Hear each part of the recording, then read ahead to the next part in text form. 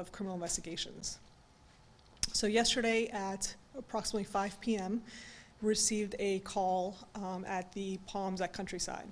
And a neighbor had called saying that they heard a female's voice screaming for help, and then they heard banging, and then the female voice stopped. So officers responded out there, and while they were attempting contact at the apartment, a subject, later learned to be Logan Lopez, came out of the apartment. It's his apartment. And he told officers that he had just killed somebody and that they were inside. So officers saw and confirmed that there was a deceased female inside the apartment. Logan Lopez is 24 years old. He was brought to the main station here yesterday, interviewed by detectives, where he told detectives that he had killed his mother on that day. So the deceased inside the apartment is Mary Beth Lopez. She was 53 years old. You know maybe what is the reason? Yep. I'll get into, yep. I figured it was easier, I'll give a little spiel here, yeah. So Logan continued to tell the detectives that on that date he had intended on killing his mother. He had been planning this for about a year.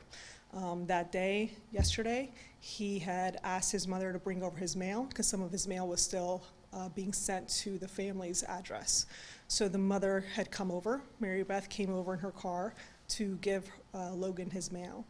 Logan also then asked her to come inside the apartment. He wanted to show her his furniture. As she came inside, he closed the door. He came up behind her and he struck her with a hammer. He struck her multiple times with a hammer. He also stabbed her with a knife multiple times.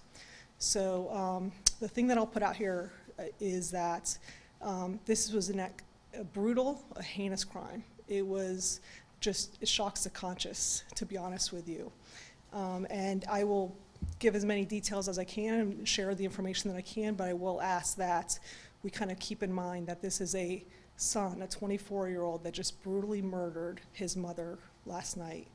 And she still has a family, and he still has a family as well, that they're grieving and trying to make sense of this. So I will share the details that I can.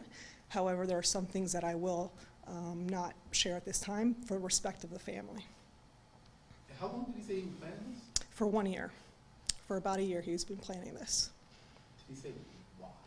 So he said he's been planning this for a year, and he knew that this was going to be what he did on this date. He brought her over there, lured her over there for this purpose.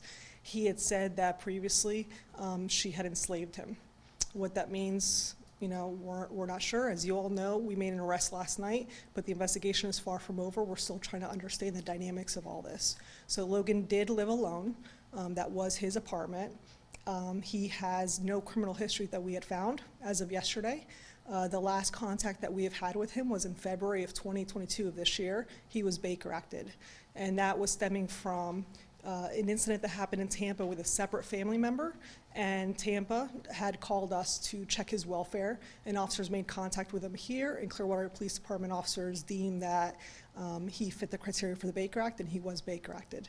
But prior to that, Clearwater didn't have any contact with Logan until 2019. And no other criminal history? Not that we found. So obviously this is still early on. This happened yesterday at 5 p.m., right? So we're combing through all that, but we don't have any criminal history that we can find right now, and we're just trying to, those answers will come a little later, yeah. You're not a psychologist, so I'm not sure you can answer this, but like, I guess no kid just randomly plans for a year to kill their parent for no reason. Did he say anything as to other than she enslaved him? So his answer was that she enslaved him. He was very matter of fact with the detectives, explaining everything that he did. I mean, this was a brutal scene, a heinous crime that affects a lot of people. Obviously, not only his family, but the officers that went in there and saw that as well. This is something the likes of, you don't see this in this career even. You know, you see the worst of people, but you don't see this brutality very often, and that's why I also feel for the family, because she has a family, he has a family. This is a son that brutally murdered his mother and was very matter of fact about it, talking about it to detectives. Is he emotional at all? So I don't have those answers that I'm not sure of, but he was very forthcoming with him luring his mom there on that date for this purpose. and that his intent was to do this for a year. Logan planning her death. Mhm. Was he like in a sober state of mind? He was when detectives spoke with him, gave no indications that he was under any influence of anything, and yeah, he was just very matter of fact.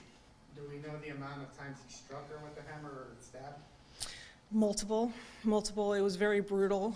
We don't have an exact figure.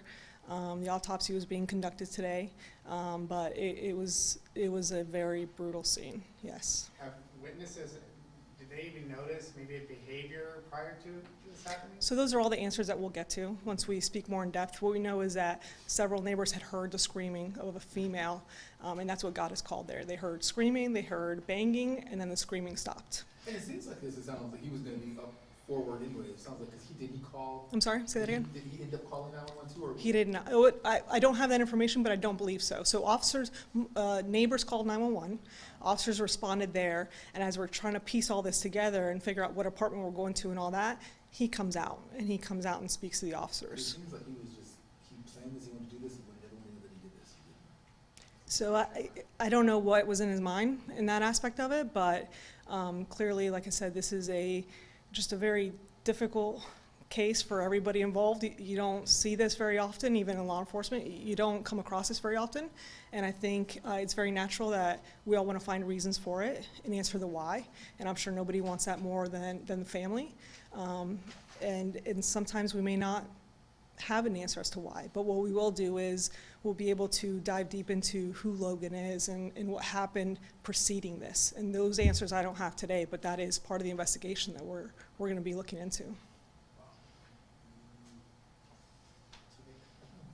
So one last thing I will say is the family knows obviously that this information will be released with Logan's arrest. They know that it's public, they know that you all have this information, they know that we're doing this right now.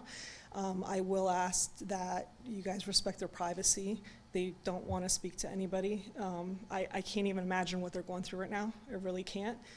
But like I said, I'll try to answer any and all questions that you guys have just to shield them, so to speak. Do we know if he was the only child of her? He's not the only child. That's what I mean. There's more people affected by this, right? This is brutal, this is heinous, this is horrible, but there's a whole family impacted. And you all live here in town? In I don't know if I don't know everybody, but the family structure is here. But I don't have an answer as to everybody in the family where they're at. But they're our local family.